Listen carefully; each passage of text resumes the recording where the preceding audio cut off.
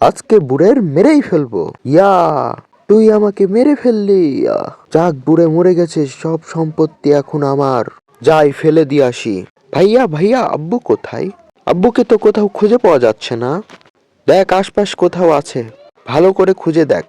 ঠিক আছে ভাইয়া, আমি দেখছি। রক্ত কিসের ভাইয়া? ও, এই রক্ত তো ছাগলের। একটা ছাগল মারা গেছে।